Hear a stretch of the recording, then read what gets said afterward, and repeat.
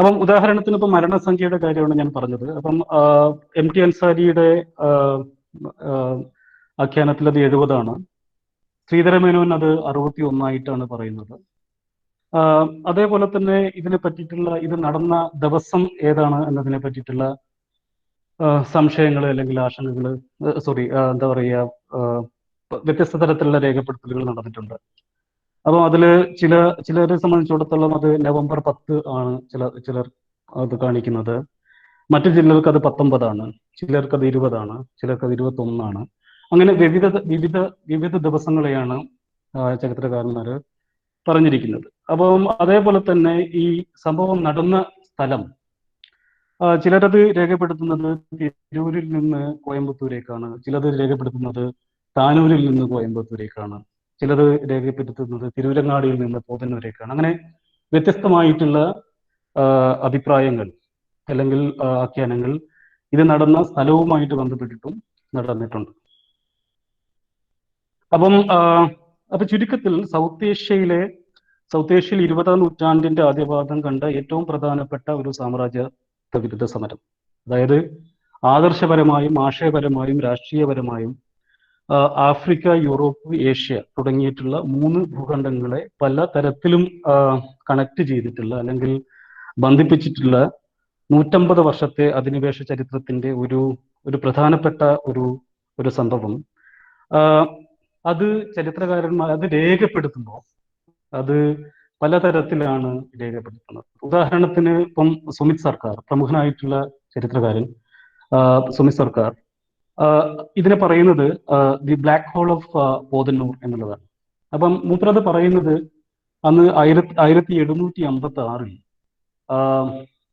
കൽക്കത്തയിൽ നടന്നു എന്ന് ഒരു കാലത്ത് ഹിസ്റ്റോറിയൻസ്, ഒരു വലിയ കാലം വരെ ചരിത്രകാരന്മാര് വിശ്വസിച്ച് പോന്നിട്ടുള്ള ഒരു ബ്ലാക്ക് ഹോൾ ട്രാജഡി അത് നടന്നിട്ടില്ല എന്നുള്ളതാണ് പുതിയ ഗവേഷകർ പറയുന്നത്. അപ്പം അങ്ങനെയുള്ള ഒരു ട്രാജഡിയോടാണ് വാഗൺ മാസക്കറിനെ താരതമ്യം ചെയ്യുന്നത്. അപ്പം മൂപ്പര് സുമിത് സർക്കാർ ഇതിനെ പറ്റി പറയുന്നത് ദ ബ്ലാക്ക് ഹോൾ ഓഫ് പോതന്നൂർ എന്നുള്ളതാണ്. അപ്പം ഇങ്ങനെ ചരിത്രത്തിലെയും ചരിത്ര ആഖ്യാനങ്ങളിലെയും പല നിശബ്ദതകളെയും അല്ലെങ്കിൽ അദൃശ്യവൽക്കരണങ്ങളെയും എങ്ങനെയാണ്, അതായത് ഈ സൗത്ത് ഏഷ്യയിൽ ഏറ്റവും പ്രകടമായിട്ടുള്ള ഹിംസയുടെയും പ്രകടമായിട്ടുള്ള അക്രമങ്ങളുടെയും പാശ്ചാത്യ അല്ലെങ്കിൽ യൂറോപ്പിന്റെ അല്ലെങ്കിൽ കൊളോണിയൽ പവർ, കൊളോണിയൽ ശക്തികളുടെ ഒരു വ്യവസ്ഥാപിതമായിട്ടുള്ള ശിക്ഷാരീതിയിൽ നിന്ന് ആവിർഭവിച്ചിട്ടുള്ള ഈ ഒരു സംഭവം അതിനെ വളരെ പെരിഫറൽ ആയിട്ടുള്ള പാർശ്വ രീതിയിലേക്ക് മാറ്റുന്ന ഒരു സംഭവമായിട്ടാണ്, വളരെ ചെറിയൊരു സംഭവമായിട്ടാണ് നമ്മുടെ ചരിത്രകാരന്മാർ രേഖപ്പെടുത്തിയിട്ടുള്ളത്. അപ്പം അത് പറയാനുള്ള ഒരു കാരണം, നമ്മൾ കുറച്ചും കൂടി ഹിസ്റ്റോറിയോഗ്രാഫിക്കലി നമ്മൾ അതിനെപ്പറ്റി പറയുമ്പോൾ ഇതുപോലത്തുള്ള പ്രാദേശികമായിട്ട് എന്നുള്ള നമുക്ക് തോന്നുന്ന കാര്യങ്ങൾ, ആ പ്രാദേശികമായിട്ടുള്ള കാര്യങ്ങളെ വലിയ തരത്തിലുള്ള ആഖ്യാനങ്ങളുടെ സാധ്യത കണ്ടെത്തുന്ന ചരിത്രകാരന്മാരെ നമുക്ക് കാണാൻ പറ്റും. ഉദാഹരണത്തിന് ഷാഹിദ് അമീന്റെ even metaphor memory, Chauri Chaura 1922 എന്നുള്ള പുസ്തകം, അത് ഉത്തർപ്രദേശിൽ നടക്കുന്ന 922 വാഗൺ മാസക്കറിന് ശേഷം 922 നടന്നിട്ടുള്ള ഒരു പ്രാദേശിക സംഭവത്തിന്റെ പലതരത്തിലുള്ള ആഖ്യാന സാധ്യതകളെ പറ്റിയിട്ട് പറയുന്ന ഒരു പുസ്തകമാണ്. അപ്പം ഇത് ചൗരി ചൗര കൂട്ടക്കൊല എന്നാണ് അതിനെ അറിയപ്പെടുന്നത്. അപ്പം ഈ ചൗരി ചൗര 23 പോലീസ് ഓഫീസർമാർ കൊല്ലപ്പെടുന്ന ഒരു സംഭവമാണ്. അപ്പൊ അത് ഉപയോഗിച്ചുകൊണ്ട് ഒരു പ്രാദേശികമായിട്ട് എന്ന് നമുക്ക് പറയാൻ പറ്റുന്ന ഒരു സംഭവം ഉപയോഗിച്ചുകൊണ്ട് ദേശീയതയെ പറ്റിയിട്ടും സ്വാതന്ത്ര്യ സമരത്തിലെ മറ്റ് പല കാര്യങ്ങളെ പറ്റിയിട്ടും അതിന്റെ സാധ്യതകളെ പറ്റിയിട്ടും അതിന്റെ ഒരുപാട് വർഷങ്ങളെ പറ്റിയിട്ടും മുമ്പർക്ക് സംസാരിക്കാൻ ഈ ഒരു പ്രാദേശിക സംഭവം ത്തിലൂടെ മുമ്പ് അതിനെ നോക്കിക്കാണുന്നതായിട്ട് നമുക്ക് കാണാൻ പറ്റും. അതായത് ഗാന്ധിജി പോലും കുറ്റപ്പെടുത്തിയിട്ടുള്ള ഒരു സംഭവമാണ് ചൗരി ചൗര എന്ന് നമുക്ക് അറിയാം. അപ്പം ആദ്യകാലത്ത് പിന്നീട് അത് ദേശീയ സമരത്തിന്റെ ഏറ്റവും നിറം പിടിപ്പിച്ച ഒരു സംഭവമായിട്ട് പിൽക്കാലത്ത് അത് മാറുന്നുണ്ട്. അതേപോലെ തന്നെ വീണ്ടും പാർത്ഥ ചാറ്റർജിയിലേക്ക് വരുമ്പോൾ മൂപ്പരുടെ black hole of empire, history of a global practice of power എന്ന് പറയുന്ന, ഞാൻ നേരത്തെ പറഞ്ഞാൽ കൽക്കറ്റയിൽ ഒരിക്കലും നടക്കാത്ത ഒരു സംഭവത്തെ അധികരിച്ചുകൊണ്ട് മൂപ്പര് കൽക്കത്തയെയും സാമ്രാജ്യത്വത്തെയും അതേപോലെ തന്നെ അധിനിവേശ സമരങ്ങളെയും ബാക്കിയുള്ള ഒരുപാട് കാര്യങ്ങളെ മൂപ്പര് അതിൽ കൂടെ നോക്കിക്കാണുകയാണ്. അതായത് ബ്രിട്ടീഷ് ചരിത്രകാരന്മാരും ബ്രിട്ടീഷ് സ്കോളേഴ്സും ഇൻഡോളജിസ്റ്റുകളും ഓറിയന്റലിസ്റ്റുകളും ഒക്കെ ദ ബ്ലാക്ക് ഹോൾ ട്രാജഡി എന്ന് പറയുന്ന ഒരിക്കലും നടക്കാത്തൊരു കാര്യത്തെ അതിനെ അധികരിച്ചുകൊണ്ട് വലിയൊരു ചരിത്ര രചന വിപ്ലവം എന്ന് പറയാൻ പറ്റുന്ന തരത്തിൽ ചരിത്രത്തെ പുനരാഖ്യാനിക്കാൻ പാർത്ഥ ചാറ്റർജിക്ക് കഴിയുന്നുണ്ട്. അപ്പം അതേപോലെ തന്നെ കിങ് വാഗ്നറുടെ the Amritsar 1919 empire of fear and making of a massacre എന്ന കൃതിയും നമുക്കറിയാവുന്നതുപോലെ ജാലിയൻ വാല ബാഗിൽ നടന്ന ഒരു കൂട്ടക്കൊല. അപ്പം ആ കൂട്ടക്കൊല അധികരിച്ചുകൊണ്ട് ഇന്ത്യ ചരിത്രത്തെ നോക്കിക്കാണാൻ ശ്രമിച്ചിട്ടുള്ള ഒരു പുസ്തകമാണ്. അതായത് ചുരുക്കി പറഞ്ഞാൽ 3 വർഷങ്ങൾക്കുള്ളിലാണ് ജാലിയൻ വാല കൂട്ടക്കൊലയും ചൗര സംഭവവും അതേപോലെ തന്നെ വാഗൻ മാസക്കറും നടക്കുന്നത്. അപ്പം ഇതിലെ 2 എണ്ണം, അതായത് പഞ്ചാബിലും ഉത്തർപ്രദേശിലും നടന്നിട്ടുള്ള 2 എണ്ണം പലതരത്തിലുള്ള ആഖ്യാനങ്ങൾക്കും അതേപോലെ തന്നെ ചരിത്രരചനാ ശാസ്ത്രത്തിൽ തന്നെ മാറ്റങ്ങൾ വരുത്തിയിട്ടുള്ള പുസ്തകങ്ങളിലേക്ക്, ഗ്രന്ഥങ്ങളിലേക്ക്, ഗവേഷണങ്ങളിലേക്ക് ഇതൊക്കെ വരുമ്പോൾ നമ്മുടെ മലബാറിൽ നടന്നിട്ടുള്ള, കേരളത്തിൽ നടന്നിട്ടുള്ള ഒരു സംഭവം അത് ഇപ്പോഴും ഒരു അരികി പ്രദേശത്ത് വളരെ വലിയൊരു സംഭവത്തിന്റെ ഒരു ചെറിയ വശമായിട്ട് ഇപ്പോഴും നിൽക്കുകയാണ്. അപ്പം അതുകൊണ്ടാണ് ഇപ്പം ഉദാഹരണത്തിന് ഇപ്പം Sreedhara Menon, M Gangadharan, K N Panikkar, Stephen Dale, M T Ansari, അവസാനമായിട്ട് പി ശിവദാസന്റെ വാഗൻ ട്രാജഡി തുടങ്ങിയിട്ടുള്ള കൃതികളെല്ലാം, ഇവരുടെ ആഖ്യാനങ്ങളും കൃതികളെല്ലാം തന്നെ ഈ ഒരു സംഭവത്തെ വാഗൻ ട്രാജഡിയായിട്ട്, ഒരു ദുരന്തമായിട്ട് ഇപ്പോഴും കണക്കാക്കുന്നത്. അപ്പം ജാലിയൻ വാല ബാഗിലെ അതിന് കാരണക്കാരനായിട്ടുള്ള ജനറൽ ഡയറിനെ ദി ബുച്ചർ ഓഫ് അമൃത്സർ എന്താണ് ഹിസ്റ്റോറിയൻസ്, അമൃത്സറിലെ കശാപ്പുകാരൻ എന്ന രീതിയിലാണ് പല ഹിസ്റ്റോറിയൻസും കാണുന്നത്. അതേ സമയത്ത് തന്നെ മലബാറിലെ അന്നത്തെ പോലീസ് സൂപ്രണ്ട് ആയിരുന്നിട്ടുള്ള ഹിച്ച്കോക്ക് ഒരിക്കലും തിരൂരിലെ കശാപ്പുകാരനോ ഒന്നുമായിട്ട് നമ്മുടെ ആഖ്യാനങ്ങളിൽ നിന്നും മാറുന്നില്ല. മറിച്ച് മൂപ്പർക്ക് ഒരു കയ്യബദ്ധം പറ്റിയ ഒരു സാധാരണ പോലീസുകാരൻ എന്ന രീതിയിലാണ് നമ്മള് ചരിത്രകാരന്മാർ ഇതിനെ ഇപ്പോഴും കാണുന്നത്. അപ്പൊ എൻ്റെ ഈ ഒരു ആർഗ്യുമെന്റിന്റെ ഒരു കാരണം എന്ന് പറയുന്നത് 1921 നവംബറിൽ നടന്നിട്ടുള്ള ഈ ഒരു വിഷയം എങ്ങനെയാണ് ബ്രിട്ടീഷ് സാമ്രാജ്യത്വത്തിന്റെ സൗത്ത് ഏഷ്യൻ സാന്നിധ്യത്തിൽ ഇതുവരെ ചർച്ച ചെയ്യപ്പെടാത്ത പല വിഷയങ്ങളും ഇതിനെ മുൻനിർത്തിക്കൊണ്ട് നമുക്ക് എങ്ങനെ ആഴത്തിൽ പഠിക്കാൻ പറ്റും എന്നുള്ള ഒരു അന്വേഷണത്തിൽ നിന്നാണ് ഞാൻ എൻ്റെ ആർഗ്യുമെന്റുകൾ ഇവിടെ വെക്കുന്നത്. അതായത് 1950 മുതൽ ബ്രിട്ടീഷുകാർ ഉയർത്തിക്കൊണ്ട് വന്നിട്ടുള്ള, ഞാൻ അതിനെ പറയുന്നത് പീനൽ എംപയർ എന്നുള്ളതാണ്. അപ്പം ബ്രിട്ടീഷുകാർ ഉയർത്തിക്കൊണ്ട് വന്നിട്ടുള്ള ഒരു പീനൽ എംപയറിന്റെ സ്വഭാവങ്ങളിലേക്കുള്ള പല സ്വഭാവങ്ങളിലേക്കും വെളിച്ചം വീശുവാൻ ഈ ഒരു സംഭവത്തെ, വാഗൻ മസാക്കറിനെ മുൻനിർത്തിക്കൊണ്ട് നമുക്ക് സംസാരിക്കാൻ പറ്റും എന്നുള്ളതാണ്. അപ്പം അത് ഞാൻ മനസ്സിലാക്കുന്നത്, ഈ ഒരു വാഗൻ മാസക്കറിനെ ഞാൻ മനസ്സിലാക്കുന്നത് ഇതൊരു ദുരന്തം എന്നതിനേക്കാൾ ഉപരിയായിട്ട് ആഫ്രിക്കയിലും നോർത്ത് അമേരിക്കയിലും ഓസ്ട്രേലിയയിലും മധ്യേഷ്യയിലും ബ്രിട്ടനുള്ളിൽ തന്നെ ബ്രിട്ടീഷ് കൊളോണിയൽ സ്റ്റേറ്റ് നടത്തിയ ശിക്ഷാമുറകളുടെ അല്ലെങ്കിൽ കൊലപാതക പരമ്പരകളുടെ തുടർച്ചയാവുന്നത് ഈ ഒരു സംഭവം തുടർച്ചയാവുന്നത് എങ്ങനെയാണെന്ന് നമുക്ക് ഇതിലൂടെ നോക്കിക്കാണാൻ പറ്റും. അതേപോലെ തന്നെ മലബാർ പഠനങ്ങളിൽ ഇന്നും ശൈശവ ദിശയിലിരിക്കുന്ന ഗൾഫ് പൂർവ്വ പലായനത്തിലേക്കുള്ള ഒരു വാതിലായിട്ട് വാഗൻ കൂട്ടക്കൊലയെ അതുമായിട്ട് നടന്നിട്ടുള്ള അനുബന്ധ കാര്യങ്ങളെയും നമുക്ക് കാണാൻ പറ്റും. അതായത് ഈ ട്രെയിന് പോകുന്നത് ജയിലിലേക്കാണ്. അപ്പം തമിഴ്നാട്ടിലെ പോതന്നൂരിലേക്ക് മാത്രമല്ല ട്രെയിനുകൾ ഓടിയിരിക്കുന്നത്. അതായത് ഈ പ്രതിഷേധക്കാരെയും കൊണ്ട്, കലാപകാരികളെ കൊണ്ട്, അല്ലെങ്കിൽ വിപ്ലവക്കാരെ കൊണ്ട് ട്രെയിനുകൾ ഓടുന്നത് പോതന്നൂർക്ക് മാത്രമല്ല, സൗത്ത് ഇന്ത്യയിലെ ഒരുപാട് പ്രദേശങ്ങളിലേക്ക് ട്രെയിനുകൾ ഓടിക്കൊണ്ടിരിക്കുന്നുണ്ട്. അവരെ എക്സൈൽ ചെയ്യുന്നുണ്ട്, അവരെ വീടുകളിൽ നിന്ന് പറിച്ച്, അവരുടെ ഗ്രാമങ്ങളിൽ നിന്ന് പറിച്ചു നടന്നുണ്ട് ഈ ട്രെയിനുകൾ. പറിച്ചു നടന്ന ആൾക്കാരുടെ ട്രെയിനുകളായിട്ടാണ് ഇത് പിന്നീട് മാറുന്നത്. അതായത് ചുരുക്കി പറഞ്ഞാൽ അന്തമാനിലേക്കും ബെല്ലാരിയിലേക്കും പോതന്നൂരിലേക്കും അതേപോലെ തന്നെ സൗത്ത് ഇന്ത്യയിലെ മറ്റ് പല ജയിലുകളിലേക്കും കടത്തപ്പെട്ടിട്ടുള്ള അല്ലെങ്കിൽ ഫോഴ്സ്ഡ് ആയിട്ടുള്ള മൈഗ്രേഷന് പാത്രമായിട്ടുള്ള ഇവരെ അധികരിച്ചുകൊണ്ട് നമുക്ക് ആ ഒരു രീതിയിലുള്ള ഒരു ചരിത്രം എങ്ങനെ ഉണ്ടാക്കാം, അല്ലെങ്കിൽ ചരിത്ര രചന എങ്ങനെ നിർവഹിക്കാം എന്നുള്ള ഒരു കാര്യം കൂടി ഇതിനെ മുൻനിർത്തിക്കൊണ്ട് നമുക്ക് പുതിയ ഗവേഷകർക്ക് അങ്ങനെയുള്ള ചോദ്യങ്ങൾ ചോദിക്കാൻ പറ്റുന്നതാണ്. മാത്രമല്ല സിലോണിലേക്കും ജാവയിലേക്കും ഇന്തോനേഷ്യയിലേക്കും റങ്കൂണിലേക്കും പിന്നെ നമ്മുടെ വയനാട്ടിലേക്കും 921 അതിൽ പാർട്ടിസിപ്പേറ്റ് ചെയ്ത അല്ലെങ്കിൽ അത് ചെയ്യാത്ത ആൾക്കാർ ഏത് രീതിയിലാണ് പലായനം നടത്തിയത് എന്നുള്ളതും ഇതിനധികരിച്ചുകൊണ്ട് നമുക്ക് മനസ്സിലാക്കാൻ പറ്റും. അതേപോലെ തന്നെ ബ്രിട്ടീഷ് മദ്രാസിലെ ജയിലുകളെ പറ്റിയിട്ടുള്ള ആഖ്യാനങ്ങൾ ഇപ്പോഴും വെളിച്ചം വരാനിരിക്കുന്നേ ഉള്ളൂ. അതായത് അധിനിവേശത്തിന്റെ ഏറ്റവും പ്രധാനപ്പെട്ട ഉപകരണങ്ങളിൽ ഒന്നായിരുന്നു ജയിലുകൾ എന്ന് നമുക്ക് മനസ്സിലാക്കാൻ പറ്റും. അധികാര കേന്ദ്രങ്ങൾ എങ്ങനെ നിലനിർത്തുന്നു തുടങ്ങിയിട്ടുള്ള, അപ്പം ആ കാര്യങ്ങളൊക്കെ ഇന്നും നമ്മുടെ ചരിത്രരചന, പ്രത്യേകിച്ച് സൗത്ത് ഏഷ്യൻ ചരിത്രരചനയിൽ, അത് സൗത്ത് ഇന്ത്യയിലേക്ക് വരുമ്പം അത്തരത്തിലുള്ള കാര്യങ്ങൾ ഇപ്പോഴും നമ്മുടെ ആഖ്യാനങ്ങൾക്ക് അപ്പുറത്താണ്. ഇപ്പൊ പോതന്നൂരും ബെല്ലാരിയും കണ്ണൂരും വിയൂരും പൂജപ്പുരയും എല്ലാം വരുന്നത് 19-ാം നൂറ്റാണ്ടിലാണ്. അപ്പം ഈ 19-ാം നൂറ്റാണ്ടിൽ വന്നിട്ടുള്ള ജയിലുകളിലെ ശിക്ഷാമുറകൾ മലയാളിയെയും തമിഴരെയും കന്നഡിഗരെയും മാത്രമല്ല ഓട്ടോമൻ എംപയറിലുള്ള ആൾക്കാരെ പോലും, അതായത് തുർക്കി സാമ്രാജ്യത്തിന്റെ ഓട്ടോമൻ എംപയറിലുള്ള പ്രതിഷേധക്കാരെ പോലും വിടുന്ന തരത്തിലേക്ക് ബ്രിട്ടീഷ് മദ്രാസിലെ ജയിലുകൾ മാറുന്നുണ്ട്.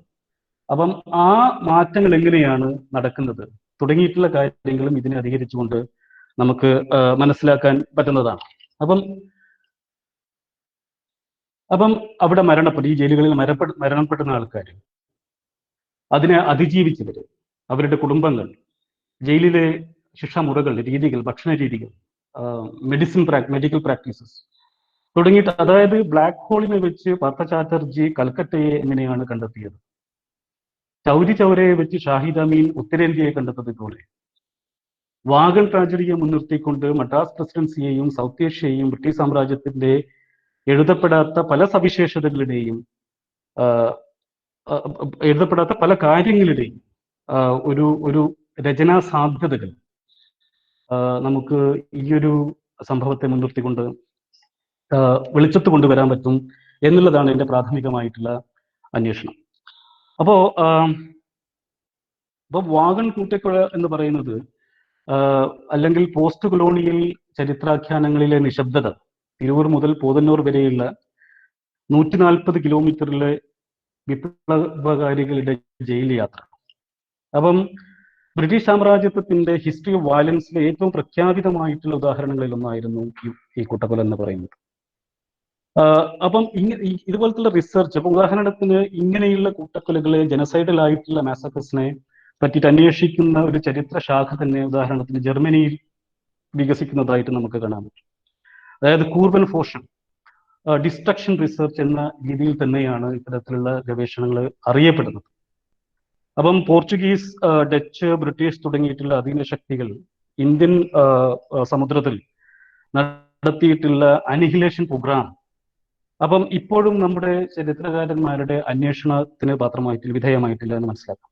അപ്പം ജർമ്മൻ ജർമ്മൻ ഹിസ്റ്റോറിയൻസിന്റെ ഗവേഷണത്തിലെ പ്രധാനപ്പെട്ട ഒരു ഭാഗം തന്നെയായിട്ട് അനിഹിലേഷൻ സയൻസ് എന്ന് പറയുന്ന ഒരു ആഖ്യാന രീതി, അതായത് ഫാഷിസത്തെ പറ്റി പഠിക്കാൻ, ഹിറ്റ്ലറെ പറ്റി പഠിക്കാൻ, മുസോളിനിയെ പറ്റി പഠിക്കാൻ നടത്തിയ ഇവരെ അറിയപ്പെടുന്നത് തന്നെ അതിജീവന ചരിത്രകാരന്മാർ എന്നുള്ളതാണ്. അപ്പോ ഫിലിപ്പ് ഫ്രീഡ്മാൻ പോലെയുള്ള ഇത്തരത്തിലുള്ള ചരിത്രകാരന്മാർ ഈ ഒരു വിഷയത്തെ പറ്റിയിട്ട് ദീർഘമായിട്ട് ആഴത്തിൽ പഠിച്ചിട്ടുണ്ട്. അപ്പൊ ഇത് ഞാനിത് പറയാനുള്ള കാരണം, ഇപ്പം നമ്മൾ തിരൂരിൽ നിന്ന് പോതന്നൂരിലേക്ക് പോയിട്ടുള്ള ഈ ഒരു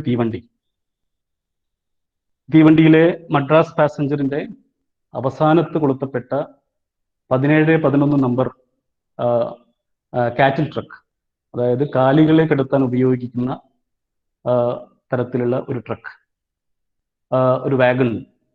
അപ്പം ഈ വാഗണും ഹോളോകോസ്റ്റ് സമയത്ത് ഫാഷിസ്റ്റ് പോലീസ് അല്ലെങ്കിൽ പട്ടാളക്കാർ ഉപയോഗിച്ചിട്ടുള്ള അനിഹിലേഷൻ ട്രക്കുകൾ നമുക്ക് വളരെ നല്ല സാമ്യതകൾ കാണാൻ പറ്റും ഇതിനെ. അപ്പം ഒരു ക്ലോസ് റീഡിങ്ങിൽ ഈ ഹോളോകോസ്റ്റിനെ അതിജീവിച്ചിട്ടുള്ള ആൾക്കാർ, അപ്പം അവര് പറയുന്ന ഒരു കാര്യം എന്ന് പറയുന്നത്, ജൂതന്മാരുടെ, അതായത് ജർമ്മനിയിലെയും പോളണ്ടിലെയും ജൂതന്മാരുടെ ലാസ്റ്റ് ട്രാൻസ്പോർട്ട് ആയിട്ടാണ്, അതായത് അവസാനത്തെ ട്രാൻസ്പോർട്ട് ആയിട്ടാണ്, അല്ലെങ്കിൽ യാത്ര, ലാസ്റ്റ് ട്രാവൽ ആയിട്ടാണ് ഇത്തരത്തിലുള്ള വാഗൺസിനെ അല്ലെങ്കിൽ കാറ്റിൽ ട്രക്സിനെ കണ്ടിട്ടുള്ളത്. അങ്ങനെ ഡിസൈൻ ചെയ്യുകയാണ് ഇത്തരത്തിലുള്ള കാറ്റിൽ ട്രക്സിനെ ആ ഒരു രീതിയിലുള്ള ലാസ്റ്റ് ട്രാൻസ്പോർട്ടേഷൻ വേണ്ടിയിട്ടുള്ള ഒരു തരത്തിലേക്ക് ഡിസൈൻ ചെയ്യുന്നതായിട്ടാണ് കാണുന്നത്. അപ്പം ഹോളോകോസ്റ്റ് സർവൈവേഴ്സിന്റെ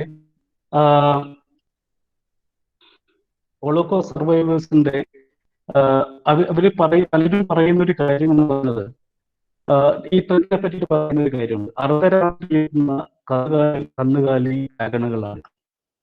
അപ്പം ഈ തിരൂരേക്ക് എത്തിയിട്ടുള്ള ഈ വാഗൺ എത്തുന്നത് രാത്രിയാണ്, രാത്രി 7 മണിയോട് കൂടിയിട്ടാണ് ഇതെത്തുന്നത്.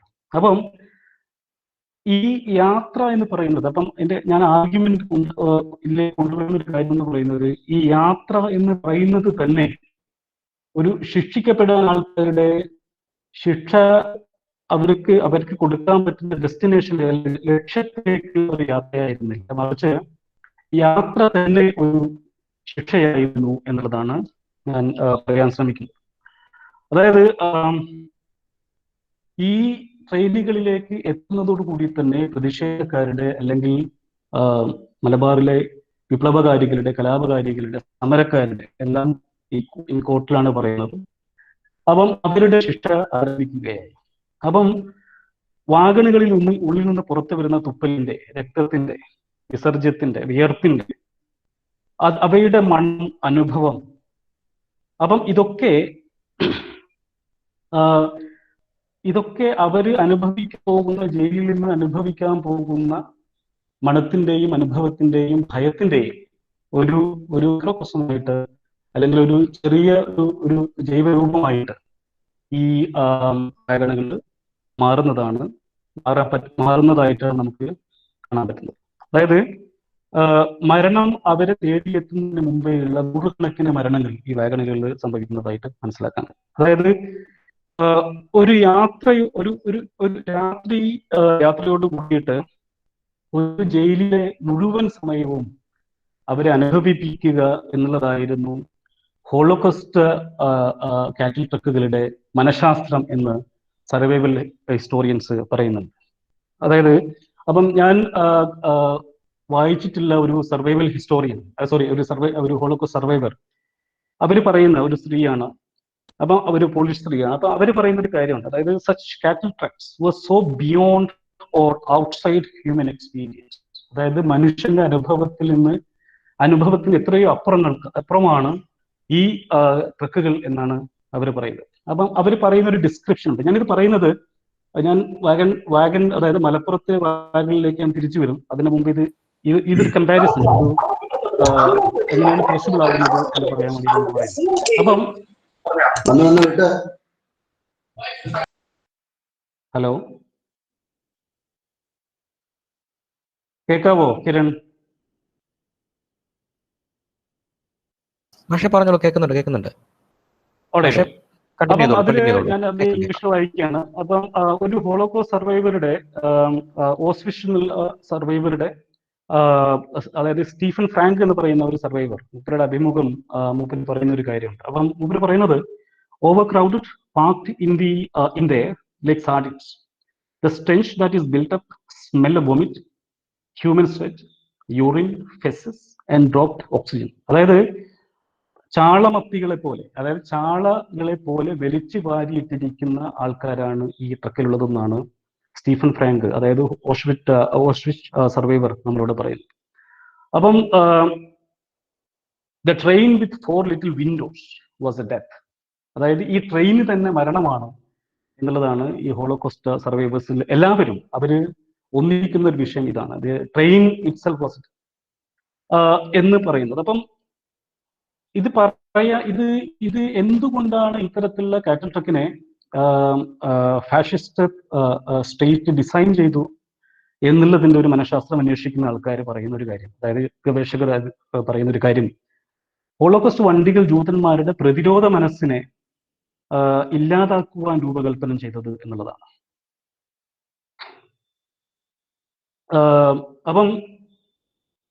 അപ്പം ജയിലിനുള്ളിൽ എത്തുന്നതിന് മുമ്പേയുള്ള ജയിലിനുള്ളിലെ ശ്വാസം മുട്ടിക്കുന്ന അവസ്ഥയ്ക്ക് മുന്നൊരുക്കമായിട്ട് ഒരു നൂറുകണക്കിന് ശ്വാസം മുട്ടിക്കുന്ന അവസ്ഥകൾ, മൾട്ടിപ്പിൾ സഫക്കേഷൻസ് ഉണ്ടാക്കുക എന്നുള്ളതായിരുന്നു ഈ ഒരു ഇതിലൂടെ അവർ നേടിയെടുത്തത് എന്നാണ് ഈ ഹിസ്റ്റോറിയൻസ് പറയുന്നത്. അതുകൊണ്ടാണ് ഞാൻ ഹോളോകോസ്റ്റ്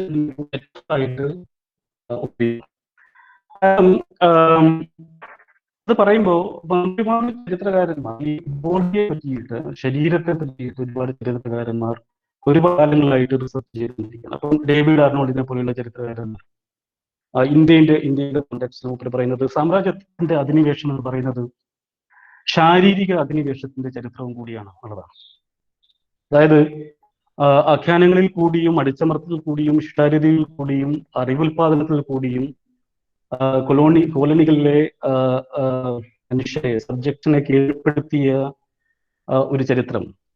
അപ്പം ആ ചരിത്രത്തിന് അപ്പുറമായിട്ട് തികഞ്ഞ ശാരീരിക അധിനിവേശവും കൊളോണിയൽ സ്റ്റേറ്റ് നടത്തിയിട്ടുണ്ട് എന്നുള്ളത് ചരിത്രകാരന്മാർ പറയുന്നത്. അപ്പം കേരളത്തിലേക്ക് വരുമ്പം ഉദാഹരണത്തിന് ബർബോസ മുതൽ 16-ാം നൂറ്റാണ്ടിൽ വന്നിട്ടുള്ള പോർച്ചുഗീസ് യാത്രികനായിട്ടുള്ള ബർബോസ മുതൽ വില്യൻ ലോഗൻ തുടങ്ങിയിട്ട്, അതായത് 19-ാം നൂറ്റാണ്ടിൽ മലബാറിനെ പറ്റിയിട്ട് എഴുതിയിട്ടുള്ള വില്യൻ ലോഗൻ, അങ്ങനെയുള്ള ഓറിയന്റലിസ്റ്റുകൾ അവർ അറിവുൽപാദനത്തിലൂടെയും മറ്റും നടത്തിയിട്ടുള്ള അധിനിവേശം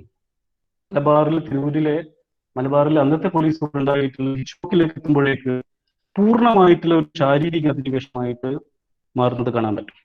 അതായത് സൗത്ത് മലബാറിലെ അല്ലെങ്കിൽ മലബാറിലെ ഹിന്ദുവിന്റെയും മുസ്ലിമിന്റെയും ശരീരത്തിന്റെ പൂർണ്ണ നിയന്ത്രണം, complete control of the body Thangal കാണുന്നുള്ള colonial അധികാര പ്രഖ്യാപനത്തിന്റെ ഏറ്റവും വലിയ മോഡലായിരുന്നു വാഗൺ കൂട്ടുകൊല എന്ന് അതുകൊണ്ട് തന്നെ നമുക്ക് പറയാൻ പറ്റും എന്നുള്ളതാണ് എൻ്റെ ഒരു അഭിപ്രായം. അപ്പം ഇതിൽ 1944 വാഗൺ ട്രാജഡിയെ പറ്റിയിട്ട് കമ്പളത്ത് ഗോവിന്ദന്റെ ഒരു കവിത എഴുതിയിട്ടുണ്ട്, 21 എന്ന് പറഞ്ഞിട്ട് തുടങ്ങുന്ന കവിതയിൽ.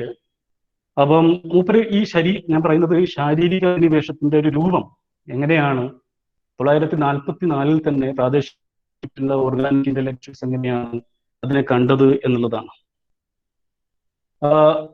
21 മലയാളത്തിൽ വെള്ളയോട് തിരിഞ്ഞു നല്ല കവിത കുറച്ച് കേൾക്കുമ്പോൾ മൂപ്പര് പറയുന്ന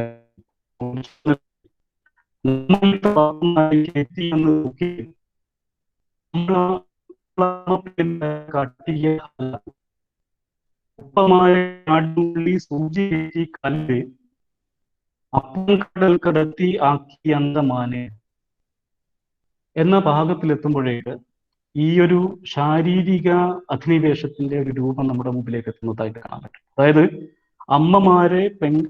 നമ്മളമ്മ പെങ്ങന്മാരെ കാട്ടിയ ലാക്കിന്. അപ്പം അവിടെ സൂചിപ്പിക്കുന്നത് ഒരു തരത്തിലുള്ള ഒരു സെക്ഷൽ കോൺക്വസ്റ്റ് ആണ്. ഓക്കെ, ഉപ്പമാരെ താടിനുള്ളി സൂചി കയറ്റി കാലില് അപ്പുറം കടൽ കടത്തി ആക്കി അന്തമാനിൽ. മൈഗ്രേഷൻ വരുന്നു, കടൽ കടത്തുന്നതായിട്ടുള്ള കാര്യങ്ങൾ വരുന്നു. അപ്പം അത് പിന്നെയും താഴെ എത്തുമ്പോൾ ചത്തുപോയ ഹിച്ച്കോക്ക് സാഹിബിന്റെ സ്മാരകം. അപ്പം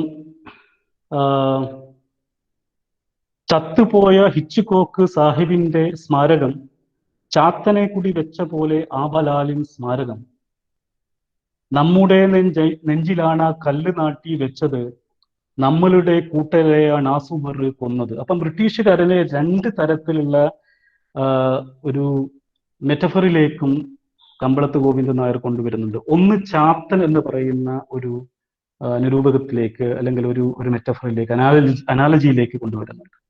പിന്നെ ബലാൽ എന്ന് പറയുന്ന ഒരു അറബിക് ഒരു ഒരു ഒരു എക്സ്പ്രഷൻ ഇതിലേക്ക് വരുന്നുണ്ട്.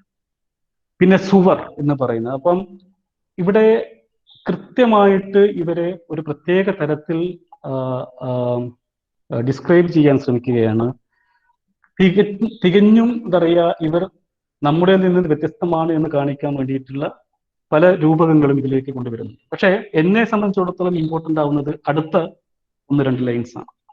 അതിൽ പറയുന്നത്, പോല ചിപ്പം പോലെ അട്ടിക്കിട്ടി തീവണ്ടിയില് ആലയത്തിലിട്ട് കരിച്ചവർ പല നാട്ടില്, മക്കളെ നീ രത്തി നിർത്തി ബാപ്പമാരുടെ നെഞ്ചില്, തോക്കിനാൽ നീ നിറയൊഴിച്ചു രസിച്ചവർ കേമത്തില്. അപ്പം ഇതില് എനിക്ക് ഏറ്റവും ഇൻട്രസ്റ്റിംഗ് ആയിട്ട് തോന്നിയ ഒരു കാര്യം, പോല ചിപ്പം പോലെ അട്ടിക്കിട്ട് തീവണ്ടിയില്. അപ്പം വാഗൺ മാസക്കറിനെ സൂചിപ്പിക്കുന്ന ഏറ്റവും പ്രധാനപ്പെട്ട ലൈൻ ഇതാണ്.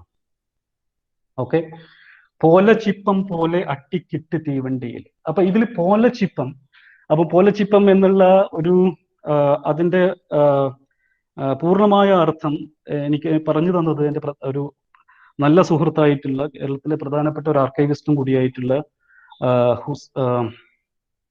എ.ടി. ഹുസൈൻ, സോറി യൂസുഫ് അലിയാണ്. അപ്പം അപ്പം മൂപ്പര് എന്നോട് പറഞ്ഞു തന്നത്, അപ്പം ഞാൻ പിന്നത്തെ മനസ്സിലാക്കുന്നത്, പോല ചിപ്പ് എന്ന് പറയുന്നത് ഈ ഈ പുകയില ഉണ്ടല്ലോ. അപ്പൊ പുകയില കൂട്ടിക്കെട്ടിയിട്ട് കപ്പലുകളിലും അതേപോലെ തന്നെ പ്രേമാരിയിലും തീവണ്ടി വാഗണിലും ഒക്കെ വരുന്നൊരു കാഴ്ചയുണ്ട്. അപ്പം കൂട്ടിക്കെട്ടിയ പുകയിലയുടെ കെട്ടുകൾ പോലെ.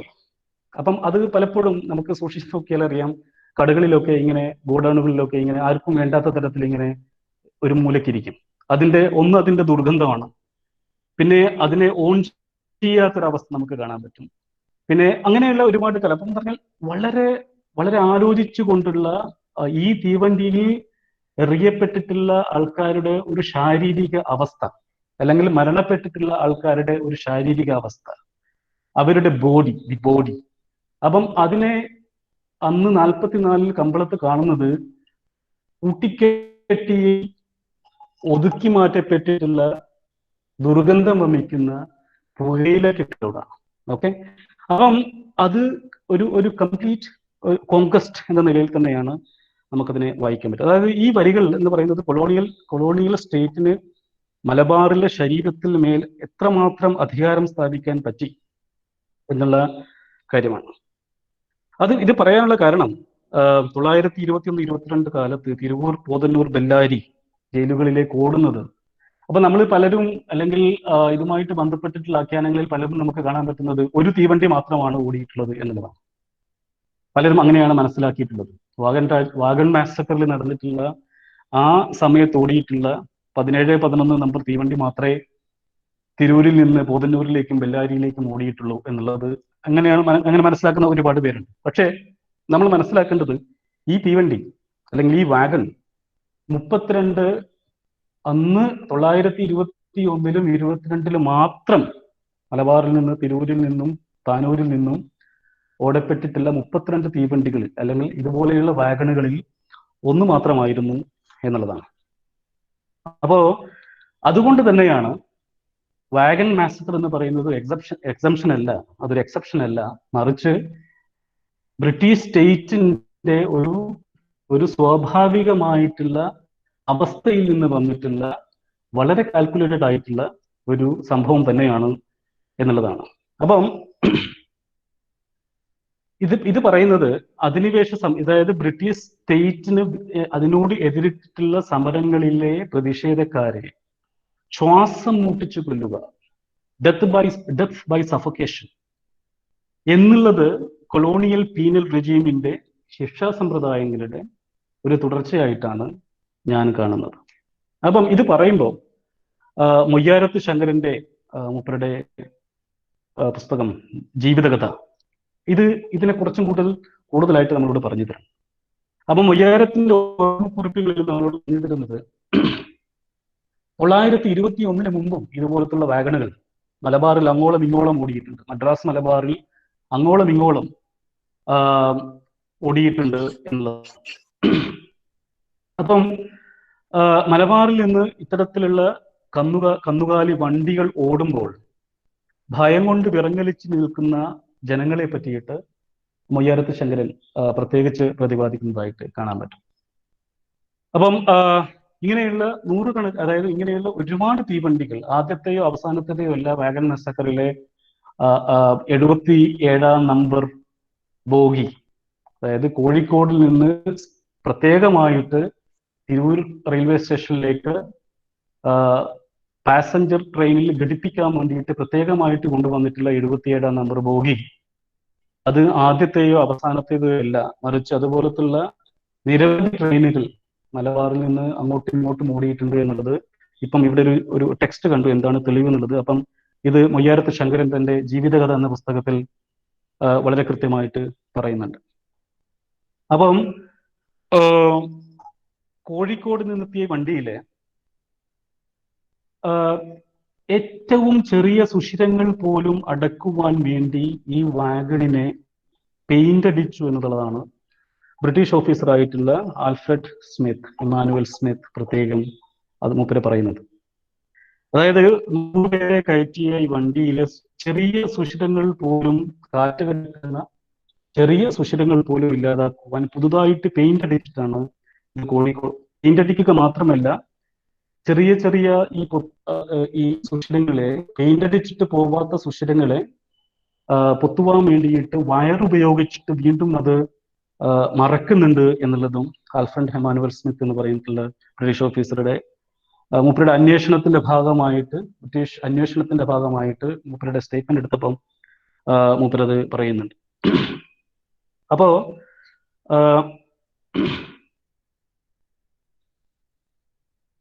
ഹിച്ച്കോക്കിന്റെ നേതൃത്വത്തിലാണ് ഇത് നടക്കുന്നത്. അപ്പം ഈ ട്രെയിന് ഷൊർണൂരിലും ഒലവക്കോടും നിർത്തുന്നുണ്ട്. 140 കിലോമീറ്റർ, അതായത് തിരൂരിൽ നിന്ന് പുതന്നൂരിലേക്ക് 140 കിലോമീറ്റർ ആണ്.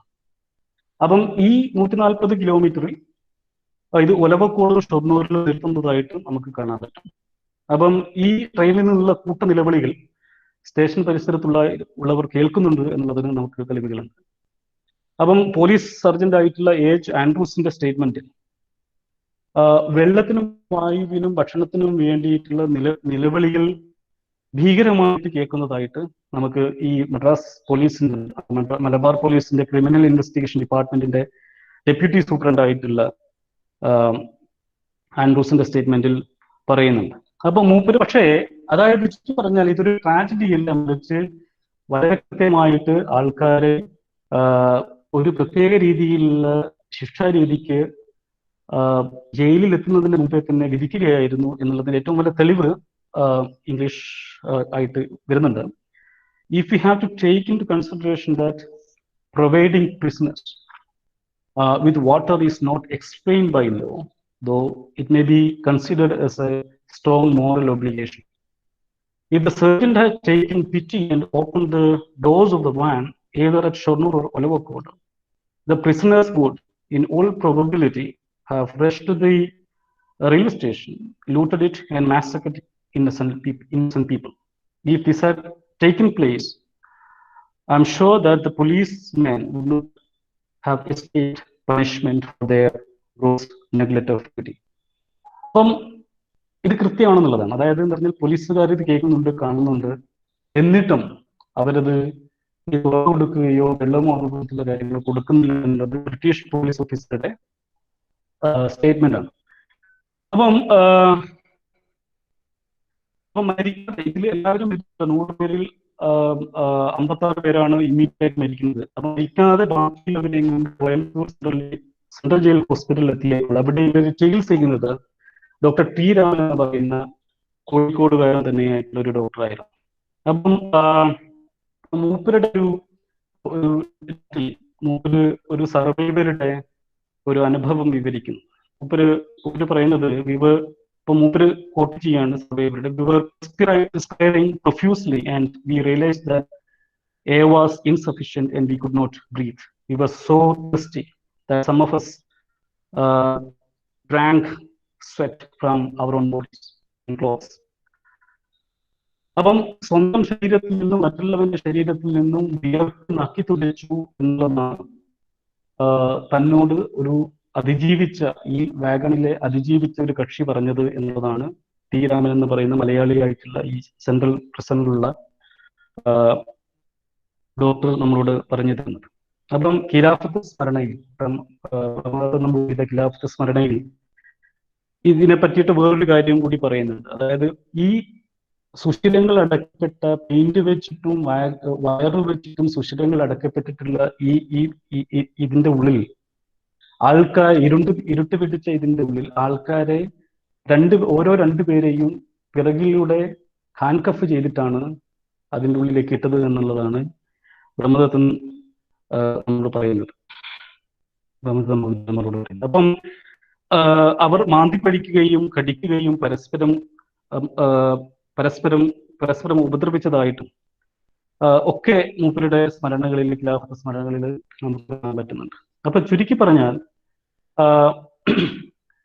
ഇതിനെ സഫക്കേഷൻ ബൈ ഡെത്ത് എന്നുള്ളത് ആദ്യമായിട്ട് വാഗൺ മാസക്കറിനെ സഫക്കേഷൻ ബൈ ഡെത്ത്, കോൺഷ്യസ് ആയിട്ടുള്ള ഒരു സഫക്കേറ്റിംഗ് ടെക്നിക് ആയിരുന്നു എന്ന് നമ്മളോട് പറയുന്നത് റോബർട്ട് ഹാർഡ്ഗ്രേവ് എന്ന് പറയുന്ന ചരിത്രകാരൻ തന്നെയാണ്. അപ്പം പക്ഷേ മൂപ്പർക്ക് കേരളത്തിൽ ഈ മലബാർ സ്റ്റഡീസുമായിട്ട് ബന്ധപ്പെട്ടിട്ടുള്ള 921 ബന്ധപ്പെട്ടിട്ടുള്ള ചർച്ചകളിൽ അധികം അതായത് കേരളത്തിൽ അധികം ഇടംപിടിക്കാത്ത ഒരു ചിത്രമാണ്. അപ്പം മൂപ്പര് പറയുന്നത് asphyxiation is the cause of death എന്നുള്ളതാണ്. ഹീറ്റ് എക്സ്പോഷൻ അപ്പം മൂപ്പര് പറയുന്നത് വാഗണിൽ ഓരോ സുഷിരവും പെയിന്റടിച്ചും വയറുകളിലൊക്കെയും മണ്ണുപയോഗിച്ചും അടച്ചു എന്നുള്ളതാണ്. അപ്പം ഹാർഗേവിന്റെ വേറൊരു ആർഗ്യുമെന്റ് പറയുന്നത് മൂപ്പരതിനെ കാണുന്നത് ഒരു മലബാറിലെ ആൾക്കാർ അതിനെ ഒരു ജനസൈഡൽ പ്രോഗ്രാമായിട്ടാണ് കാണുന്നതെങ്കിൽ അവരെ കുറ്റപ്പെടുത്താൻ പറ്റില്ല എന്നുള്ളതും ഹാർഗേവ് ഹിച്ച്കോക്ക് എഴുതിയിട്ടുള്ള നോട്ടുകൾ കമ്പൈൽ ചെയ്ത് എഡിറ്റ് ചെയ്ത് അതിന് ഇൻട്രൊഡക്ഷൻ എഴുതിയത് ഹാർഗ്രേവ് ആണ്. അപ്പം ആ ഒരു ഇൻട്രൊഡക്ഷനിലും മോഡേണേഷൻ സ്റ്റഡീസിൽ അത് പ്രസിദ്ധീകരിച്ചപ്പോൾ അതിൽ മൂപ്പര് പറയുന്നത് ഇത് തന്നെയാണ്. അതായത് ഇവിടെയാണ് ഞാൻ ഈ ആർഗ്യുമെന്റിലേക്ക് കിടക്കുന്നത്.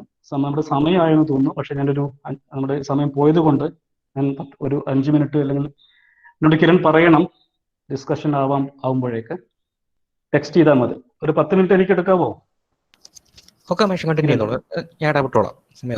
ഓക്കെ. അപ്പം ഈ ഒരു കാര്യങ്ങളെ ഇത് ഞാൻ മനസ്സിലാക്കുന്നത് ഇത് വളരെ കണ്ടിന്യൂസ് ആയിട്ടുള്ള, വളരെ ഡെലിബറേറ്റ് ആയിട്ടുള്ള, വളരെ അറിഞ്ഞുകൊണ്ടുള്ള ഒരു ശിക്ഷാരീതി ആണ് ബ്രിട്ടീഷുകാർ അറിഞ്ഞുകൊണ്ട് കൊടുത്തതാണ്. അതുകൊണ്ട് തന്നെ ഇതിനെ ഫോറൻസിക് സയൻസിൽ ട്രോമാറ്റിക് അസ്ഫിക്സിയ എന്ന് വിശദീകരിക്കുന്ന ഒരവസ്ഥയിലൂടെ ഇതിൽ അകപ്പെട്ടിട്ടുള്ള വിക്ടിംസ് അല്ലെങ്കിൽ ഇരകൾ പോകുന്നതായിട്ട് നമുക്ക് മനസ്സിലാക്കാൻ പറ്റും. അതായത് 66 മുസ്ലിങ്ങളും ഇൻ കോട്ട്, 4 ഹിന്ദുക്കളും. അപ്പം ഈ അതിഭീകര കുറ്റവാളികളെ ശ്വാസം മുട്ടിച്ച് കൊല്ലുന്ന രീതി യൂറോപ്പിൽ വളരെ കൃത്യമായിട്ട് തന്നെ ഉണ്ടായിരുന്നു. അത് ഫ്യൂഡൽ യൂറോപ്പിൽ ഉണ്ടായിരുന്നു, എൻലൈറ്റ്മെന്റ് യൂറോപ്പിൽ ഉണ്ടായിരുന്നു, ഈവൻ റിനൈസൻസ് യൂറോപ്പിലും ഉണ്ടായിരുന്നു. അപ്പം ഈ അസ്ഫിക്സിയേഷൻ അല്ലെങ്കിൽ സഫക്കേഷൻ മാസക്കർ അല്ലെങ്കിൽ ഹോമിസൈഡ് യൂറോപ്യൻ ശിക്ഷാരീതികളുടെ ഒരു ഭാഗമായിരുന്നു. അപ്പം അത് തുടങ്ങുന്നത് സത്യം പറഞ്ഞാൽ നമുക്കത് ആദ്യത്തെ ഈ ഒരു റെഫറൻസ് നമുക്ക് കിട്ടുന്നത് ബൈബിളിൽ നിന്ന് തന്നെയാണ്. കോട്ട്, അടുത്ത ദിവസം ഹാസൽ ഒരു കട്ടിയുള്ള തുണിയെടുത്ത് വെള്ളത്തിൽ മുക്കി രാജാവിന്റെ മുഖത്തമർത്തി. ബെൻഹദാദ് മരിച്ചു. അദ്ദേഹത്തിന്റെ സ്ഥാനത്ത് ഹാസയിൽ ഭരണം നടത്തി. അപ്പം ഇതിന്റെ ആദ്യത്തെ, അതായത് ഈ അസ്ഫിക്സിയേഷന്റെ അല്ലെങ്കിൽ സഫക്കേഷൻ, ഡെത്ത് ബൈ സഫക്കേഷൻ എന്നുള്ളതിൽ ആദ്യത്തെ റെഫറൻസ് നമുക്ക് ബിബ്ലിക്കൽ ലിറ്ററേച്ചറിനാണ് കാണുന്നത്. അപ്പം ഈ ഒരു സാധനത്തെ ലെജിറ്റിമൈസ് ചെയ്തുകൊണ്ടാണ്, അല്ലെങ്കിൽ ലെജിറ്റിമൈസ് ചെയ്യാൻ ബിബ്ലിക്കലായിട്ടുള്ള സോഴ്സുകൾ ഉപയോഗിച്ചുകൊണ്ട് തന്നെയാണ് ഫ്യൂഡൽ യൂറോപ്പ് അസ്ഫിക്സിയേഷനെ ഒരു ലെജിറ്റിമേറ്റ് ഫോം ഓഫ് ഹോമിസൈഡ് അല്ലെങ്കിൽ മാസക്കർ അല്ലെങ്കിൽ ഒരു പണിഷ്മെന്റ് പീനൽ ടൂളായിട്ട് ഉപയോഗിക്കുന്നത്. അപ്പം ഇത് പിൽക്കാലത്ത് പിന്നീട് അത് ജയിലുകൾ ശ്വാസം മുട്ടിക്കുന്ന സങ്കേതങ്ങളാണ്. ഈ വാഗൺ പോകുന്നത് ജയിലുകളിലേക്കാണ്. അപ്പം ജയിലുകളും വാഗണിന്റെ ഒരു അപ്പം അത് മൂപ്പരുടെ പ്രിസൺ, അതായത് ദ ബർത്ത് ഓഫ് ദി പ്രിസണിൽ പറയുന്ന ജയിലുകൾ. അപ്പൊ ഈ ജയിലുകൾ ശ്വാസം മുട്ടിക്കുന്ന സങ്കേതങ്ങൾ. അപ്പം അധികാരം, സ്റ്റേറ്റ് അവയെ നിരന്തരം നിലനിർത്തുന്നത് ഈ ജയിലുകളാണ്. ജയിലുകൾക്ക് അതിൽ പ്രധാനപ്പെട്ട പങ്ക് വഹിക്കുന്നത്. അപ്പം ആ ജയിലുകളിലേക്ക്, ബെല്ലാരിയിലേക്കും പോതന്നൂരിലേക്കും നേരത്തെ പറഞ്ഞിട്ടുള്ള 32 ട്രെയിനുകളിൽ കടത്തപ്പെട്ടിട്ടുള്ള 2000-ഓളം ആൾക്കാർ. അപ്പം ഇവരൊക്കെ കൊളോണിയൽ സ്റ്റേറ്റ് 2 തരത്തിലാണ് അവരെ കാണുന്നത്. ഒന്ന്, ഒരു സിവിൽ സ്ലേവ്സ് എന്ന രീതിയിലേക്കുള്ള, അല്ലെങ്കിൽ പണിയെടുക്കാനും അതേപോലെ തന്നെ മറ്റുള്ള കാര്യങ്ങൾക്കും ഉപയോഗപ്പെട്ടിട്ടുള്ള ആൾക്കാർ. പിന്നെ രണ്ടാമത് ശാരീരിക അന്വേഷണം പൂർണ്ണമായിട്ട് കാണിച്ചു കൊടുക്കാൻ പറ്റിയിട്ടുള്ള ഒരു മാനിഫെസ്റ്റേഷൻ എന്ന രീതിയിൽ അവരുടെ ശരീരം ഉപയോഗിച്ചിട്ടുണ്ട്. അപ്പം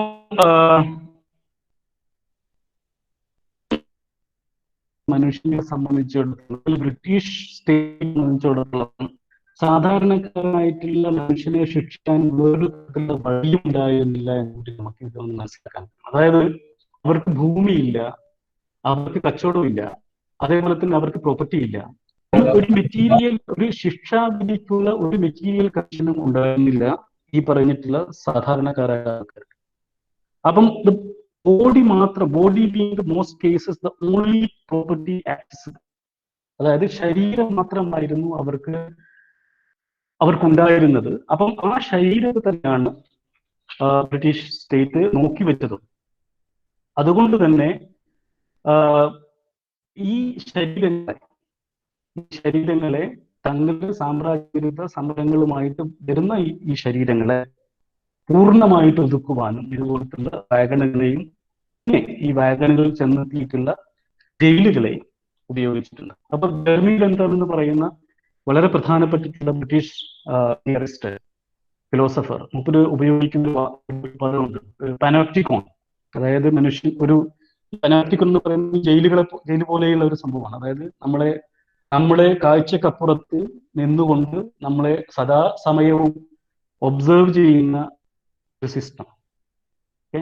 അപ്പം ഇത്തരത്തിലുള്ള പനോപ്റ്റിക്കലാണ് പറഞ്ഞാൽ കൊളോണിയൽ കാലത്തെ ഈ ജയിലുകളിലേക്ക്, ഈ തീവണ്ടികൾ എത്തപ്പെട്ടിട്ടുള്ള ഈ ജയിലുകളൊക്കെ തന്നെ ജർമി ബെന്താമും അതിനുശേഷം ഫൂക്കോയും പറഞ്ഞിട്ടുള്ള പനോപ്റ്റിക്കോൺ. അപ്പം ഈ ട്രെയിൻ തിരൂരിൽ നിന്ന് പോതന്നൂരിലേക്ക് പുറപ്പെട്ടിട്ടുള്ള ഈ ട്രെയിൻ ഒരു പനോപ്റ്റിക്കോൺ ബിഫോർ ദ പനോപ്റ്റിക്കോൺ, യഥാർത്ഥ പനോപ്റ്റിക്കോണിലേക്ക് എത്തുന്നതിന് മുമ്പേയുള്ള ഒരു ചെറുതായിട്ടുള്ള ഒരു പനോപ്റ്റിക്കോൺ ആയിട്ടാണ് ഞാൻ മനസ്സിലാക്കുന്നത്.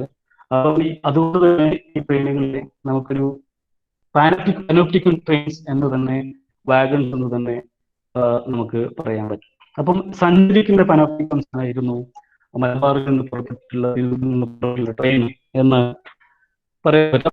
സഫക്കേഷൻ, അതാണ്. അപ്പൊ ഇത് വേറൊരു കാര്യം മനസ്സിലാക്കുന്നത്, ഇപ്പൊ ഡെത്ത് ബൈ സഫക്കേഷൻ എന്ന് പറയുമ്പോൾ 19ാം നൂറ്റാണ്ടിൽ 20ാം നൂറ്റാണ്ടിന്റെ ഈ പറഞ്ഞ ആദ്യ 2-3 ദശകങ്ങളിൽ ബ്രിട്ടീഷ് മെഡിക്കൽ റിസർച്ചുകളിൽ ഏറ്റവും കൂടുതൽ ചർച്ച ചെയ്യപ്പെട്ടിട്ടുള്ള ഒരു വിഷയം ശിക്ഷാവിധികളിൽ സഫക്കേഷൻ പാടുണ്ടോ എന്നുള്ളതാണ്.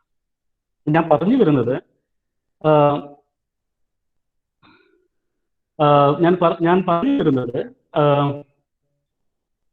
ഈ ഒരു സഫക്കേഷൻ എന്ന് പറഞ്ഞിട്ടുള്ള വിഷയവുമായിട്ട് ബന്ധപ്പെട്ടിട്ട് ഒരുപാട് ചർച്ചകൾ യൂറോപ്പിലും പ്രത്യേകിച്ച് ബ്രിട്ടനിലും അയർലൻഡിലും സ്കോട്ട്ലൻഡിലും ഒക്കെ നടക്കുന്നുണ്ട്. അപ്പം മെഡിക്കൽ റിസർച്ചുകൾ ആ സമയത്ത് നടക്കുന്ന ഈ ഒരു ചർച്ചയെ മുന്നോട്ട് കൊണ്ടുവരുന്നുണ്ട്. അപ്പം ശ്വാസം മുട്ടിക്കുന്ന ഒരു ശിക്ഷാ വ്യവസ്ഥ നോർത്ത് അമേരിക്ക മുതൽ കേരളം വരെയുള്ള എല്ലാ സ്ഥലങ്ങളിലും ബ്രിട്ടീഷുകാരൊരു സംഘടിത പ്രവർത്തനമായിട്ട് തന്നെയാണ് നടത്തിയത് എന്നുള്ളത് തർക്കമില്ലാത്ത കാര്യമാണ് എന്നുള്ളത് നമുക്ക് ചരിത്ര രേഖകൾ നമ്മളോട് പറഞ്ഞു തരുന്നുണ്ട്. അപ്പം അത് പറയുമ്പോൾ ചിന്തകനായിട്ടുള്ള അന്റോണിയോ ഗ്രാംഷിയുടെ മൂപ്പരും ഈ ഫാഷിസ്റ്റ് ബ്യൂറോക്രസിയെ ജയിലുമായിട്ട് ആണ് ഉപയോഗിക്കുന്നത്. അപ്പം രാഷ്ട്രീയ മുന്നേറ്റവും സാമൂഹ്യ സമ്പർക്കങ്ങളും സഫക്കേറ്റ് ചെയ്യുന്ന, ശ്വാസം മുട്ടിക്കുന്ന സ്ഥാപനങ്ങളെയാണ് ഇത്തരത്തിലുള്ള ജയിലുകളെയും ബ്യൂറോക്രാറ്റിക് വ്യവസ്ഥകളെയും അങ്ങനെയാണ് ഗ്രാംഷിയും കാണുന്നത്. അപ്പൊ ഫുക്കോ മാത്രമല്ല, ഗ്രാംഷിയും കാണുന്നത്. അപ്പൊ ചുരുക്കി പറഞ്ഞാൽ ഒരു തരത്തിലുള്ള ഒരു മാസ് സഫക്കേഷൻ ആയിട്ടാണ് ഇതിനെ, ഈ ഒരു വാഗനെ ഡിസൈൻ ചെയ്യുന്നത്. അതുകൊണ്ട് തന്നെ ഇതിനെ നമുക്കൊരു ട്രാജഡി എന്ന് വിളിക്കാൻ പറ്റില്ല. വളരെ കോൺഷ്യസ് ആയിട്ടുള്ള അറിഞ്ഞുകൊണ്ടുള്ള എല്ലാ അധികാരികളുടെയും, അതായത് മലബാറിലെങ്കിലും ഉള്ള അധികാരികളുടെ അറിവോടുകൂടി നടന്നിട്ടുള്ള ഒരു ശിക്ഷാ സമ്പ്രദായത്തിന്റെ ഭാഗമായിട്ട് തന്നെ നടന്നിട്ടുള്ള ഒരു ഒരു സംഭവമായിട്ടാണ് വാഗൺ മാസക്കറിനെ ഞാൻ കാണുന്നത്. അവസാനമായിട്ട് ഒരു കാര്യം കൂടി പറയാണ്. അപ്പൊ ചുരുക്കി പറഞ്ഞ, അപ്പം അവസാനം ഒരു 5 മിനിറ്റ് എടുക്കും, അതുകൊണ്ട് നിർത്തും. അപ്പം 1921 ഈ രണ്ട് കാര്യങ്ങളാണ്, അതായത് ആരോടാണ് അല്ലെങ്കിൽ എന്തിന്റെ ഇരകളായിരുന്നു എന്നുള്ളതാണ്. ഈ ഈ ഈ എന്തിന്റെ ഇരകളായിരുന്നു ഈ വാഗണിലുള്ള ആൾക്കാർ. അപ്പം അവിടെ ഞാൻ ആർഗ്യൂ ചെയ്യാൻ ഉദ്ദേശിക്കുന്ന ഒരു കാര്യം, ഇവർ ഒരു അസ്ഫിക്സിയൽ എംപയർ, ഞാനിവിടെ ബ്രിട്ടീഷ് എംപയറിനെ അല്ലെങ്കിൽ ബ്രിട്ടീഷ് കൊളോണിയൽ സ്റ്റേറ്റിനെ ഞാൻ വിശേഷിപ്പിക്കുന്നത്, അല്ലെങ്കിൽ അത് വിശേഷിപ്പിക്കാൻ ശ്രമിക്കുന്നത് ഒരു അസ്ഫിക്സിയൽ എംപയർ എന്ന നിലയ്ക്കാണ്. അതായത് ശ്വാസം മുട്ടിക്കുന്ന ഒരു എംപയർ അല്ലെങ്കിൽ ഒരു സ്റ്റേറ്റ് സിസ്റ്റം. അപ്പം മലബാറിലെ കർഷകരും ചെറുകിട കച്ചവടക്കാരും ഒക്കെ രണ്ട് തരത്തിലുള്ള അസ്ഫിക്സിയൽ സ്റ്റേറ്റ്സ്മെന്റ് അല്ലെങ്കിൽ ഒരു സിസ്റ്റത്തോടാണ് പൊരുതുന്നത് എന്ന് നമുക്ക് കാണാൻ പറ്റും. ഒരു അസ്ഫിക്ഷ്യൽ എംപയറും അതേപോലെ തന്നെ ഒരു അസ്ഫിക്ഷ്യൽ ആയിട്ടുള്ള ലാൻഡ് ലോഡിസവും. അപ്പം രണ്ട് തരത്തിലുള്ള അസ്ഫിക്ഷ്യൽ സങ്കേതങ്ങളുമായിട്ടാണ് ഈ വിക്ടിംസ്, അല്ലെങ്കിൽ അതിന്റെ വിക്ടിംസ് ആണ് ഈ പറഞ്ഞിട്ടുള്ള ഈ വാഗണിൽ ശ്വാസം മുട്ടി മരിച്ച 70ഓളം ആൾക്കാര് എന്നാണ് പറയുന്നത്. അപ്പം ലാസ്റ്റ് പോയിന്റ് ആയിട്ട് പറയുന്നത്, എന്തുകൊണ്ടാണ് ഇത്തരത്തിലുള്ള ഒരു ശ്വാസം മുട്ടിക്കലിനെ തിരഞ്ഞെടുക്കുന്നത്? Why did they choose it?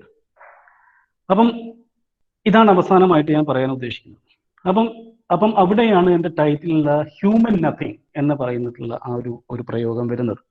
അപ്പം വിപ്ലവകാരികളുടെ ബോധത്തിൽ നിന്ന് മനുഷ്യൻ എന്ന ഒരു വികാരം എടുത്തു കളയുന്ന വളരെ കാൽക്കുലേറ്റഡ് ആയിട്ടുള്ള ഒരു ശിക്ഷാരീതിയാണ് തിരഞ്ഞെടുക്കുന്നത്. അതായത് കന്നുകാലികളെ കൊണ്ടുപോകുന്ന അല്ലെങ്കിൽ ഗൂഡ്സ് കൊണ്ടുപോകുന്ന വാഗണിലേക്ക് കയറ്റുന്നതോട് കൂടിയിട്ട് ഈ പ്രതിഷേധക്കാരുടെ ഞങ്ങൾ മനുഷ്യരാണ് എന്നുള്ള ആ ഒരു വികാരം അതോട് കൂടിയിട്ട് ആ ഒരു വ്യക്തിത്വം, മനുഷ്യന്റെ വ്യക്തിത്വം എന്ന് വേണമെങ്കിൽ പറയാം. അപ്പം വാഗണിലകപ്പെട്ട ഓരോ ഇരയും കൊളോണിയൽ സ്റ്റേറ്റിന് വേണ്ടി തങ്ങൾക്ക് ഇഷ്ടമില്ലാതെ തന്നെ സ്വയം ആരാച്ചാർമാരായിട്ടാണ് മാറുന്ന ഒരു കാര്യം നമുക്ക് കാണാൻ പറ്റും. അതായത് ശ്വാസത്തിന് വേണ്ടി, അതിജീവനത്തിന് വേണ്ടി പിടയുന്ന സമയത്ത്, അപ്പം ശ്വാസത്തിന് വേണ്ടിയിട്ടുള്ള മത്സരം, വെള്ളത്തിന് വേണ്ടിയിട്ടുള്ള മത്സരം, അപ്പം അടുത്തവനെ ഇല്ലാതാക്കുക എന്നുള്ളതാണ് ഇവിടെ അതിജീവനത്തിന്റെ ഏറ്റവും ആദ്യത്തെ മാർഗം. അപ്പം ബോഗിക്കുള്ളിൽ പരസ്പരം അതിജീവനത്തിന് വേണ്ടിയിട്ട് മത്സരിക്കുന്ന ഒരു തരത്തിലുള്ള ഒരു മാസ് സ്ട്രാങ്കുലേഷൻ എന്നുള്ള രീതിയിലാണ് ബ്രിട്ടീഷുകാർ ഈ വാഗനെ ഡിസൈൻ ചെയ്യുന്നത് എന്ന് നമുക്ക് കാണാൻ പറ്റും. ഒന്നുകിൽ മരിക്കുക, അല്ലെങ്കിൽ തൻ്റെ കൂടെ അസ്ഫിക്ഷ്യൽ എംപയറിനെ പ്രതിരോധിച്ച ആളെ കൊന്നതിന്റെ ദുഃഖഭാരവുമായി ജീവിതകാലം മുഴുവൻ ജീവിക്കുക. അപ്പം വാഗൺ ട്രാജഡിയിൽ അല്ലെങ്കിൽ വാഗൺ മാസക്കറിൽ അതിജീവിച്ചവർ ഇല്ല എന്നുള്ളതാണ് എൻ്റെ ഒരു ആർഗ്യുമെന്റ്. അതായത് ഒന്നുകിൽ മരിച്ചവർ, അല്ലെങ്കിൽ തങ്ങൾ മരിക്കാതിരിക്കാൻ വേണ്ടിയിട്ട് തൊട്ടടുത്തവനെ, തൻ്റെ സുഹൃത്തായിരിക്കാം, തൻ്റെ കുടുംബക്കാരനെ ആയിരിക്കാം, തൻ്റെ മകനെ ആയിരിക്കാം, ബാപ്പയെ ആയിരിക്കാം, അല്ലെങ്കിൽ അച്ഛനെ ആയിരിക്കാം കൊന്നവർ. ഒന്നുകിൽ അവർ മരിച്ചു, അല്ലെങ്കിൽ അവർ കൊന്നു എന്നുള്ള രീതിയിൽ രണ്ട് തരത്തിലുള്ള ഒരു മാസ് ഹോമിസൈഡേഴ്സിനെ ക്രിയേറ്റ് ചെയ്യുക എന്നുള്ള ഒരു ഡിസൈനായിരുന്നു. അപ്പൊ അതുകൊണ്ട് തന്നെ വാഗൺ ട്രാജഡിയിൽ വാഗൺ മാസക്കറിൽ ആരും അതിജീവിച്ചിട്ടില്ല എന്ന് നമുക്ക് കാണാൻ പറ്റും.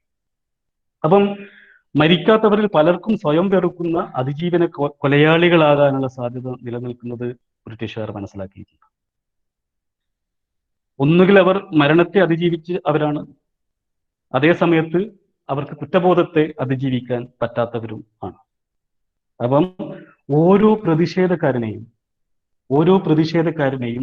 ഓരോ ഹോമസൈഡറാക്കി അല്ലെങ്കിൽ സ്ട്രാങ്കുലേറ്റിംഗ് വിക്ടിമാക്കിയിട്ട് മാറ്റുന്ന ഒരു വളരെ തന്ത്രപ്രധാനമായിട്ടുള്ള ഒരു അസ്ഫിക്ഷ്യൽ സിസ്റ്റം ആയിരുന്നു ഈ മൊബൈലായിട്ടുള്ള ഈ മൂവിങ് പാനപ്റ്റിക്കോണില് ഹിച്ച്കോക്കും അല്ലെങ്കിൽ ബ്രിട്ടീഷ് സ്റ്റേറ്റ് നടത്തിയത് എന്ന് പറഞ്ഞുകൊണ്ട് ഞാൻ തൽക്കാലം നിർത്തുകയാണ്.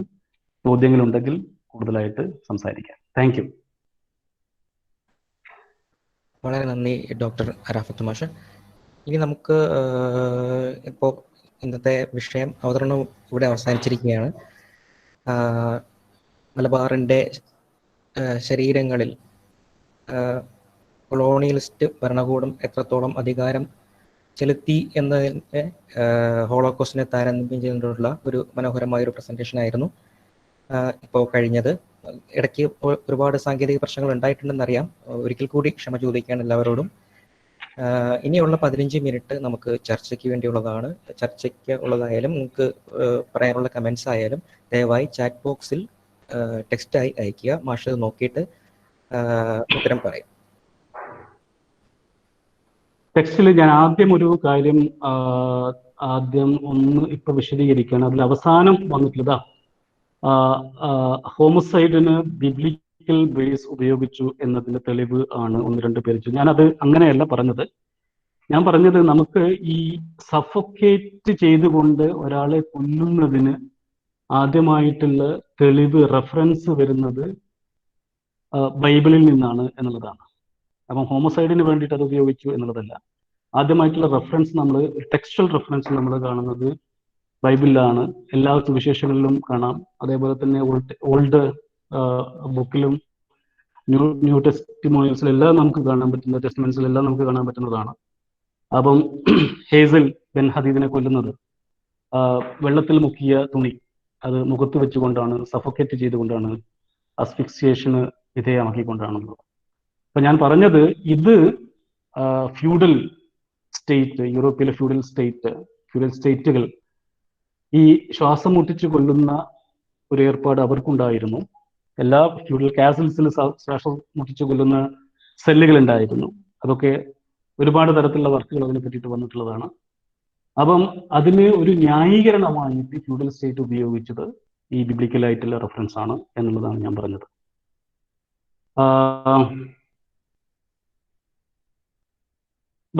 ബിബ്ലിക്കൽ കേസസ് ഡിബേറ്റബിൾ അല്ല. അത് എല്ലാ ബിബ്ലിക്കൽ ലിറ്ററേച്ചറിൽ എല്ലാ വ്യത്യസ്തമായിട്ടുള്ള ആഖ്യാനങ്ങളിലും ഭാഷകളിലെല്ലാം ഹെയ്സലും ബെൻഹദും തമ്മിലുള്ള ഈ ഒരു സംഭവം എല്ലാ ആഖ്യാനങ്ങളിലും വന്നിട്ടുണ്ട്.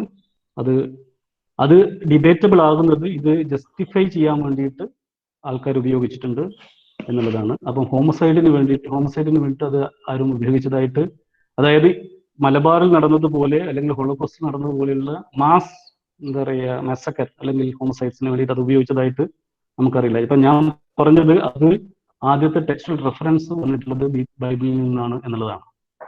അപ്പം ഞാനൊന്ന് I will run through.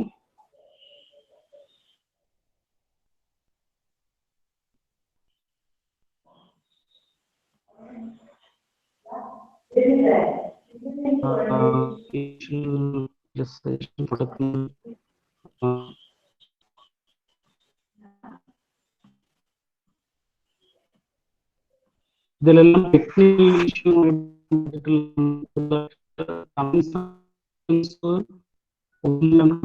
അത് കവിത അത് അവൈലബിൾ ആണ്. അത് നോക്കിയാൽ കേൾക്കുന്ന കവിതയാണ്.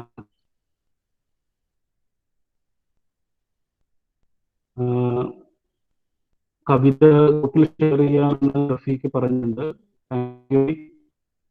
വചനം നമ്പറോടുകൂടി കിട്ടും. അപ്പൊ മുഹമ്മദ് അലി പിയുടെ ഒരു ക്വസ്റ്റ്യൻ എന്ന് പറയുന്നത്,